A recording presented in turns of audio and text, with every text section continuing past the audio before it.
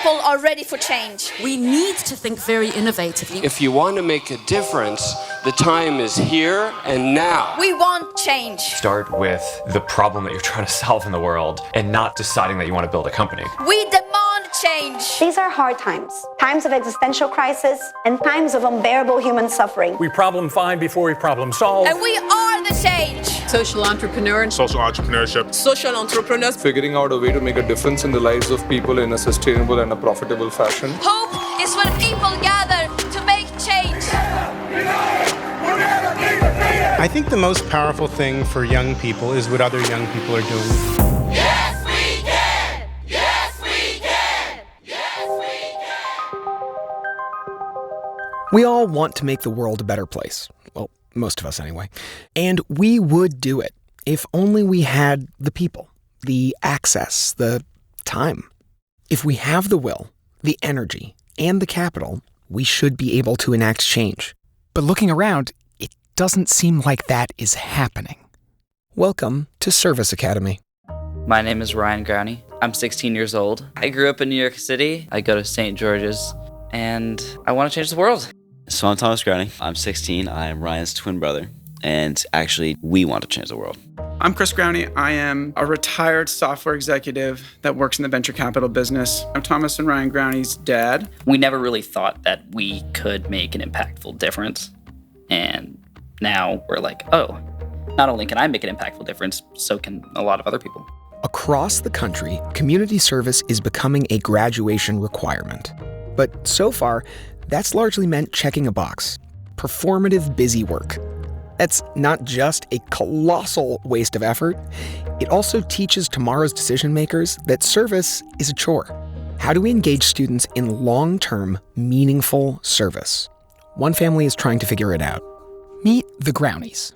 The reason why we're doing this is we have the time, we have the resources, we have the space to have these conversations. And if we can't do it, how can we expect anyone else to do it? You start a participation revolution by first participating. We've cultivated these connections between students, faculty, and just adults in general. What we need to do now is we need to take that information and give it back to the adults. We need to tell them, this is what we want. This is what we are looking to do. This is what we need. Help us get it. The two brothers and their dad are looking for ways to disrupt the old models of youth service. We cannot find another person that's even talking about the idea of changing the nationwide approach to youth service. And you're like, how's that possible? Our generation will be solving problems because we have to. And this is a really great way to kind of develop those skills. I was on the board of a charter school in Brooklyn for 9 years, learning more about education. I've definitely donated to tons of different things. I've gone to galas, which I swore I would never do again, going to those sort of celebrations. It just didn't feel authentic to me. I would have much preferred to donate to causes where I could have an impact. We see a future where communities work together to create thousands of meaningful youth service activities that develop skills and inspire community growth.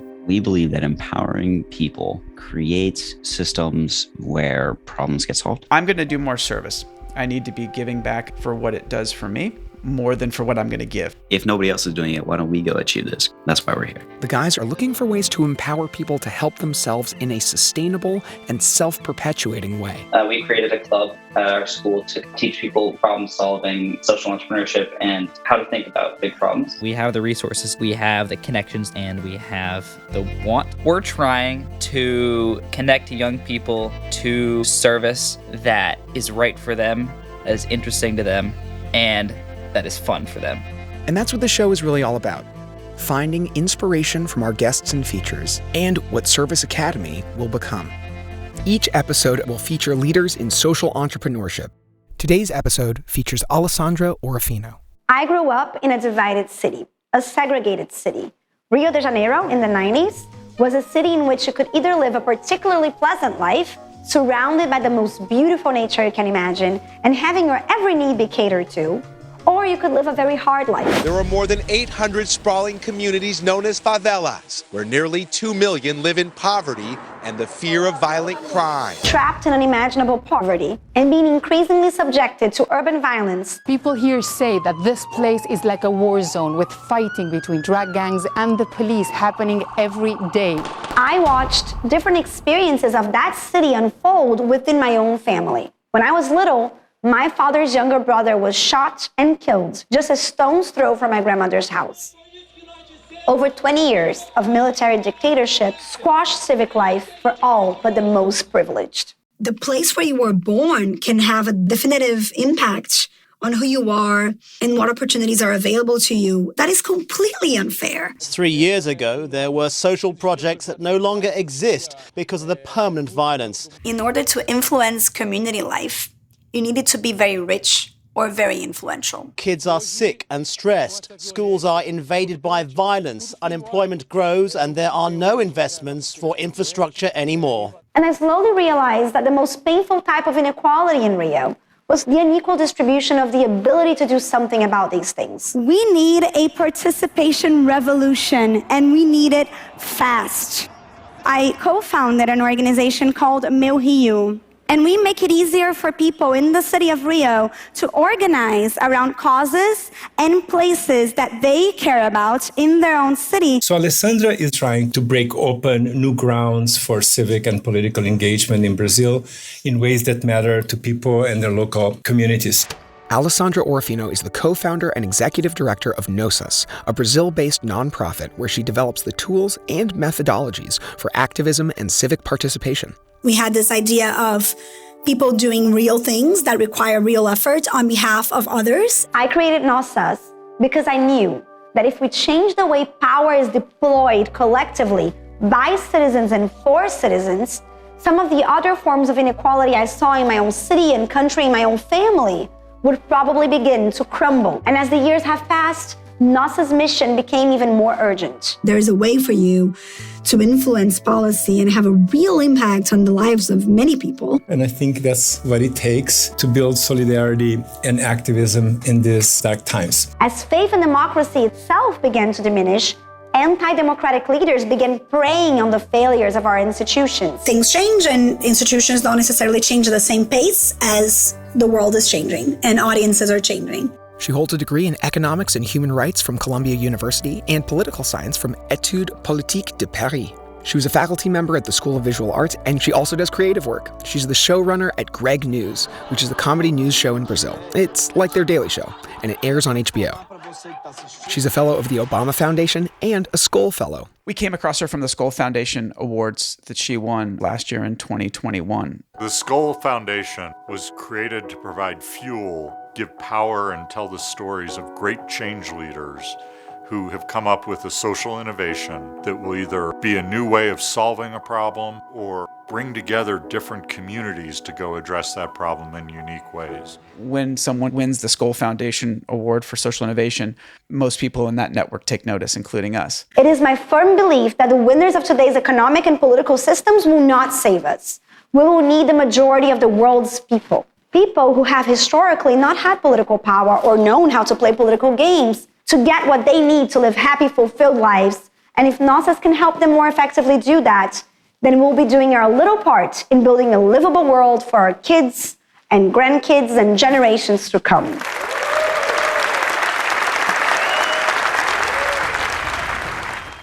So, how can we apply the lessons learned from Alessandra Orofino and NOSSAS to engage students in the US in long-term, meaningful service at a local level, or even worldwide? Alessandra, she's empowered a lot of people to get together and have their voice heard and do what's important to them. That's what's really appealing. We are an independent, apartisan political organization that operates at the city level using online tools and offline actions. And some of these volunteers and members are also funders. So we are a member-funded organization, relying on micro-donations. NOSSAS is a political activism organization that's trying to get rid of corruption in government. And we're just 3 dudes on the East Coast just trying to help people do more service. We're Come literally... on, Ryan, stop underplaying us. We're doing good shit here. She's been able to rally millions of people to do amazing things and create impactful change. And if we can do even 1,000th of what she's done, that would be a huge success, and it would impact the lives of so many people, including us. NOSSAS is a laboratory for civic engagement, collective activism, creating opportunities for Brazilian citizens to organize, to support each other, to advocate for their collective needs. What do you think it is about her story that we all found so inspiring. She's kind of reinventing the idea of service and kind of doing it in her own way, which is really inspiring to me. I think what connected me was just the power and emotion that she was able to harness. She built a community of people who want to create change and people who are willing to put in effort. They're almost like a development team that's able to say, what's your problem? Do you need technology for that? You need some people for that? You need scale? We can help with that. It's like a SWAT team. The Grounies are big fans, and they want to take any lessons from her playbook they possibly can. So she founded NOSSAS in 2011. And 2 years after that, the first major thing that NOSSAS did as an organization was they saved one of Rio de Janeiro's best public schools from demolition. Bia was just 11 years old when she started a campaign using one of our tools to save her model public school from demolition. Her school actually ranks amongst the best public schools in the country. And it was going to be demolished by the Rio de Janeiro state government to build, I kid you not, a parking lot for the World Cup right before the event happened. Bia started a campaign, and we even watched her school 24/7 through webcam monitoring. And many months afterwards, the government changed their minds. Bia's school stayed in place. I think that was a major turning point for her.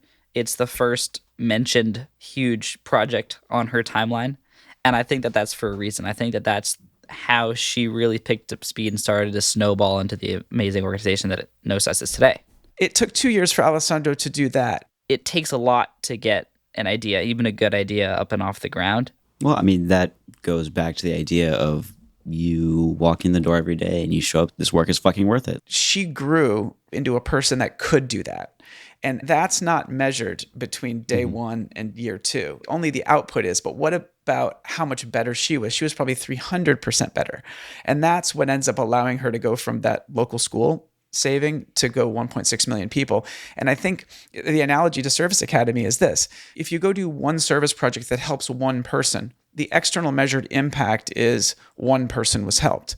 But if you get 50% better at being able to help people with the resources you have, that has leverage. Like, I think there's a bunch of branching going on, and that once people catch on and work with her on one idea, they'll keep going and they'll keep going after that, and they'll expand to work on more. And we create the tools, the technologies, the communication strategies that make it easier for people to input into the political process every day. We also supported by a large base of volunteers that help us take our online actions into the offline world and have real-world impact. She set reasonable, achievable goals for herself, and she created things along the way. She created the website, she created the different organizations, started in one city, branched to another city. 10, 11 years ago, she saw a problem in the world, and I think that she realized that no one else was really going to fix it.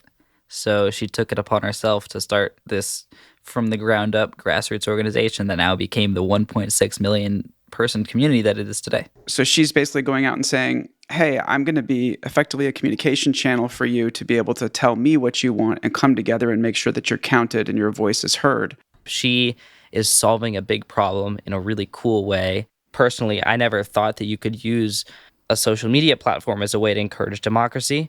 And she's using this existing technology that people already use on a daily basis to kind of get a new outcome. She says, if you're interested in doing this, click here. I think that whomever controls the interface controls the conversation, right? So if you create this space for participation, no matter how good your intentions are, you're creating the space, you're creating the limits, the boundaries to people's participation. And that is the case with political institutions, and it's the case in the private sector as well. NOSSAS is a really, really great example. Every single person who just downloaded an app and is actually active in their daily life is doing service and helping create democracy in a country that's politically unstable. She, in effect, has lowered the barrier for someone to engage to as simple as responding to a text or a WhatsApp. And then maybe with that small micro engagement, then they go to the next micro engagement, and then they grow from there. Alessandra does a really, really, really amazing job of empowering community leaders to do impactful work locally. And when